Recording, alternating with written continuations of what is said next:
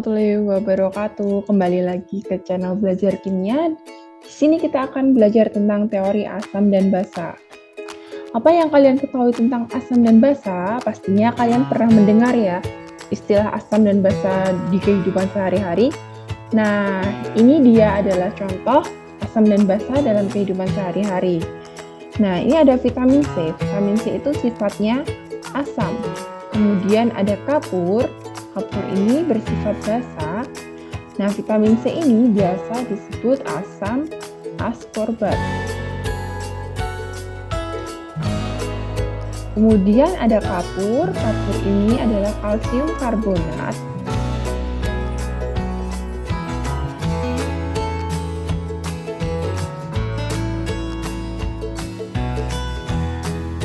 Nah, kalsium karbonat atau kapur ini sifatnya basa. Kemudian ada soda api. Soda api ini adalah NaOH. Apa itu NaOH?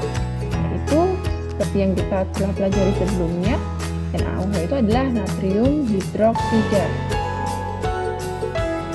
yang sifatnya basa. Kemudian ada cuka. Cuka atau asam asetat. Sifatnya yaitu asam. Kemudian ada basa. Di sini ada antasida. Nah, antasida ini biasa digunakan dalam obat mah. Nah, ini dalam antasida itu ada kandungan MgOH2 dan AlOH3 atau magnesium hidroksida dan aluminium hidroksida. Kemudian air keras. Nah, air keras ini sifatnya asam. Biasanya adalah H2SO4 pekat atau asam sulfat seperti itu. Mengapa penting untuk mempelajari asam dan basa? Asam dan basa memberikan peranan penting dalam kehidupan, contohnya pada penggunaan antasida. Antasida ini sebagai obat mah yang mengandung senyawa basa yaitu MgOH2 dan AlOH3. Digunakan untuk mengatasi asam lambung. Nah, ketika di dalam lambung ini mengandung asam yang tinggi, nah asam lambung itu adalah HCl, akan dapat dinetralkan dengan antasida yang mengandung MgOH2 atau magnesium hidroksida dan AlOH3 atau aluminium hidroksida. Nah, dua senyawa ini sifatnya basa, digunakan untuk menetralkan asam lambung.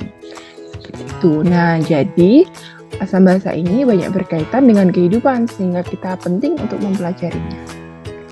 Nah, teori asam basa yang akan kita pelajari hari ini adalah teori asam basa Arrhenius, kemudian ada teori Bronsted-Lowry dan teori Lewis. Nah, untuk teori Arrhenius, asam menurut Arrhenius adalah senyawa yang jika dilarutkan di dalam air akan menghasilkan ion hidrogen atau H+. Basa adalah senyawa yang jika dilarutkan dalam air akan menghasilkan ion hidroksida atau OH-.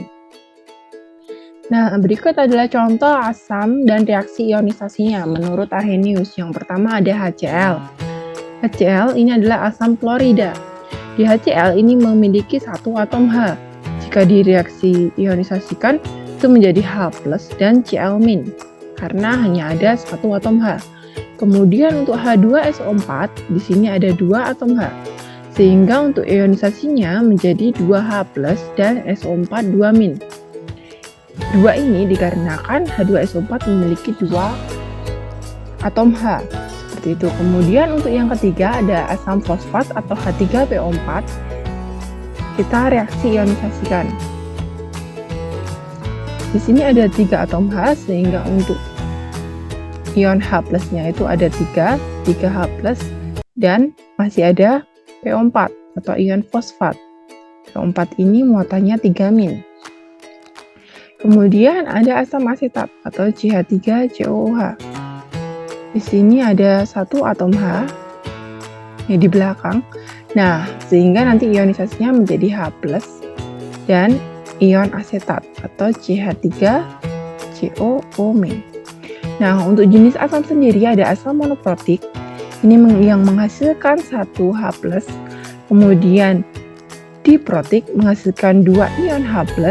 dan asam triprotik yang menghasilkan 3 ion H+. Sehingga untuk HCl karena menghasilkan 1 ion H+, ini adalah monoprotik. Untuk H2SO4 menghasilkan 2 ion H+, ini adalah diprotik. Untuk H3PO4 menghasilkan 3 ion H+, ini adalah triprotik. Dan untuk CH3COH menghasilkan 1 ion H+, ini adalah monoprotik.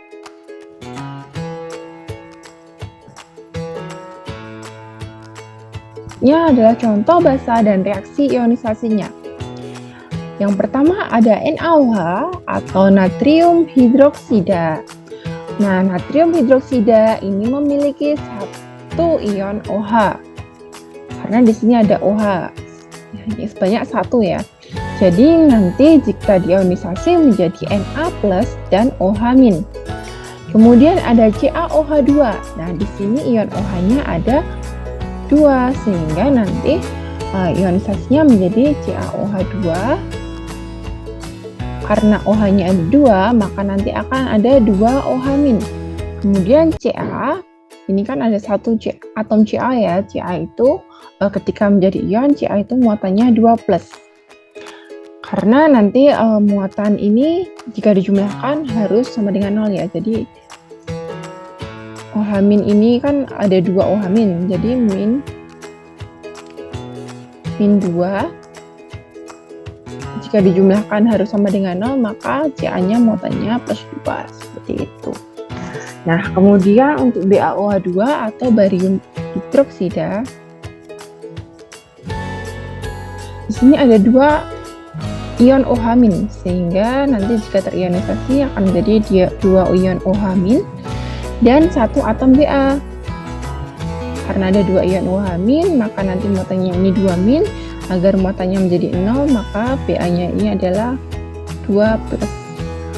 Kemudian ada NH3 atau amonia.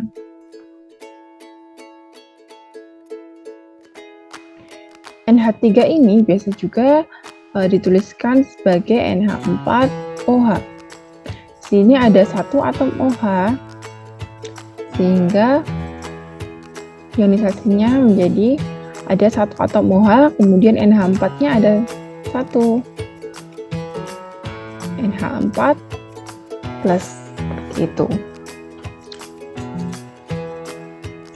Nah, selanjutnya ini adalah teori Bronsted-Lowry. Menurut teori Bronsted-Lowry, asam adalah spesies ion atau molekul yang berperan sebagai donor proton atau pemberi proton. Kemudian basa adalah spesies yang berperan sebagai akseptor proton atau penerima proton. Proton itu adalah H+ ya, jadi kalau asam itu memberikan H+, sedangkan basa itu menerima H+. Nah, ini adalah contoh dari teori Bronsted-Lowry. Ada reaksi ionisasi asam fluorida dalam air. HF ditambah H2O menjadi F- dan H3O+. Nah, HF ini ketika dalam reaksi ionisasinya ini akan menjadi F- sehingga dia melepaskan 1 ion H+ dan diserahkan ke H2O. Kemudian, karena reaksinya ini adalah reaksi bolak-balik, maka ion H+ dari H3O+ jika diserahkan kepada F- akan menjadikan H2O dan HF. Seperti itu. Nah, untuk tadi sesuai yang di depan tadi, jika dia memberikan H+, maka sifatnya asam. Karena HF ini memberikan 1 H+-nya ke H2O menjadi F-, sehingga sifatnya asam. Nah, karena sudah memberikan 1 H+-nya kepada H2O dan menghasilkan F-. F-nya menjadi basa konjugasinya. Kemudian untuk H2O karena dia menerima 1 H+, maka dia basa. Karena basa adalah, ini ya, ingat ya, kalau basa adalah akseptor proton atau penerima proton, penerima H+. Sehingga H2O menjadi basa. H2O setelah menerima H+ akan menjadi H3O+. Nah, H3O+-nya ini karena H2O-nya basah, H3O+-nya adalah asam konjugasi. Nah, dari HF dan F- ini adalah pasangan asam basa konjugasi, kemudian H2O dan H3O+ adalah pasangan asam basa konjugasi juga. Nah, kita coba untuk yang nomor 3 ya. Di sini ada HClO4 ditambah NH2- bereaksi menjadi ClO4- dan NH3+. Nah, NH2 pertama kan di sebelah kiri ini NH2 ya. Hasilnya menjadi NH3, berarti dia akan menerima satu H+. H+-nya dari HClO4. Ini, jadi dia menyerahkan H+. Nah, ketika dia menyerahkan H+ atau dia sebagai donor proton, maka ini sifatnya asam.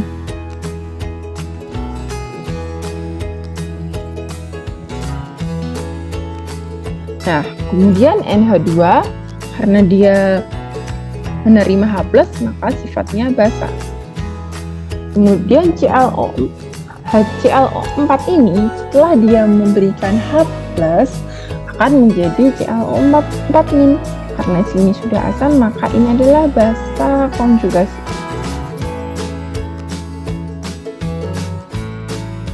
Nah, untuk NH3 karena dia menerima satu H+, NH2 menjadi NH3. Sudah basa, maka dia adalah asam konjugasi.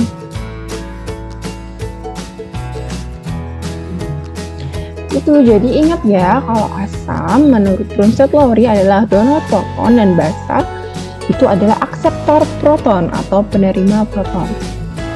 Kemudian yang terakhir itu adalah teori Lewis. Asam merupakan suatu senyawa yang mampu menerima pasangan elektron dari senyawa lain atau akseptor pasangan elektron. Kemudian basa adalah suatu senyawa yang mampu memberikan pasangan elektron ke senyawa lain atau donor pasangan elektron. Nah, ini contohnya. Jadi di sini ada senyawa Bf3 dan senyawa NH3. Nah, di NH3 di sini ada pasangan elektron bebasnya. Kemudian pasangan elektron bebasnya diserahkan ke Bf3. Nah, Bf3 menjadi akseptor pasangan elektron. Sehingga ketika dia donor pasangan elektron, ini donor pasangan elektron ya. Donor pasangan elektron. Tadi jika donor pasangan elektron, maka dia adalah basa dan akseptor pasangan elektron adalah asam. Seperti itu ya. Nah, kita coba soal berikut. Menurut Arrhenius, asam adalah, jadi asam tadi adalah senyawa yang mengandung hidrogen atau zat yang dalam air berperan sebagai donor proton, senyawa yang jika dilarutkan dalam air menghasilkan ion H+ atau senyawa yang memberikan pasangan elektron. Jadi untuk jawaban kali ini adalah yang C. Karena menurut Arrhenius, asam itu jika di dalam air menghasilkan ion H+. Selanjutnya untuk soal nomor 2. Reaksi ionisasi dari MgOH2 yang benar adalah, nah seperti yang tadi ya, MgOH2 dia memiliki 2 ion OH, sehingga pastinya nanti hasilnya ada 2 OH-. Yang ada 2 OH- itu yang jawaban B ya. Karena di sini masih ada 1 atom Mg, ketika menjadi ion, Mg itu muatannya 2+. Coba kita cocokkan, jumlah muatan itu harus sama dengan 0 dalam suatu senyawa. Nah, ini +2, kemudian OH-nya ini karena ada 2 ion OH, maka ini -2, sehingga nanti hasilnya 0. Gitu ya. Berarti ini sudah benar, yang B. Selanjutnya untuk yang nomor 3. Menurut teori Bronsted-Lowry, basa adalah A. Senyawa yang menerima pasangan elektron dari senyawa lain. Ini salah. Kemudian senyawa yang jika larut dalam air menghasilkan ion OH-. Ini menurut Arrhenius. Kemudian spesies yang memberikan proton atau donor proton. Donor proton ini adalah asam menurut Bronsted-Lowry.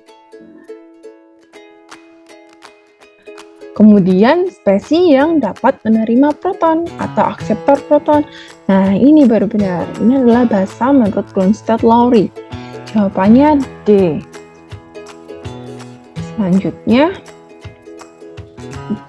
dari persamaan reaksi berikut, pasangan asam dan basa dan asam basa konjugasi adalah, dari HPO42- ditambah NO3 hasilnya adalah H2PO4- dan NO3-. HPO42- menjadi H2PO4-. Ada penambahan H di sini. Nah, berarti HPO42- ini menerima satu ion H dari si HNO3. Nah, dia memberikan proton atau H+. Nah, tadi jika menurut Bronsted-Lowry, asam itu adalah donor proton atau donor H+, basa akseptor proton. Akseptor itu penerima ya. Kalau donor itu memberikan. Nah, berarti jika HNO3 ini memberikan satu H+-nya ke HPO4, berarti HNO3 ini bersifat asam. Sedangkan HPO42- ini menerima satu H+, berarti dia sifatnya basa. HPO4 setelah menerima satu H+, menjadi H2PO4-.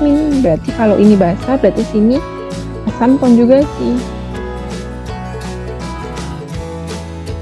Kemudian NO3, karena ini dari HNO3, kemudian kehilangan satu H, karena ini sudah asam, maka dia basa konjugasi. Pasangan asam basa konjugasi itu yang mirip ya, berarti ada HPO42- dan H2PO4-. Kemudian HNO3 dan NO3-. Jawabannya adalah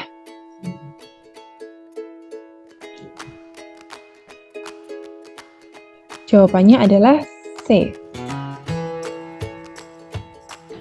Kemudian yang nomor 5. Menurut Lewis, asam adalah senyawa yang dapat mendonorkan pasangan elektron ke senyawa lain. Ini adalah basa menurut Lewis. Kemudian senyawa yang dapat menerima pasangan elektron dari senyawa lain. Nah, ini adalah asam menurut Lewis. Berarti jawabannya adalah B. Nah, jadi kesimpulan dari belajar kita hari ini, teori Arrhenius itu adalah asam, itu merupakan senyawa yang jika dilarutkan dalam air menghasilkan ion H+. Basa adalah senyawa yang jika dilarutkan dalam air menghasilkan ion OH-. Kemudian yang kedua ada teori Bronsted-Lowry. Asam itu adalah spesies yang berperan sebagai donor proton atau memberikan H+. Kemudian basa adalah spesies yang berperan sebagai akseptor proton atau menerima H+. Kemudian teori yang ketiga adalah teori Lewis. Asam adalah akseptor pasangan elektron atau penerima pasangan elektron, kemudian basa adalah donor pasangan elektron atau memberikan pasangan elektron. Oke, terima kasih untuk pembelajaran kita hari ini. Semoga bermanfaat untuk kalian. Assalamualaikum warahmatullahi wabarakatuh.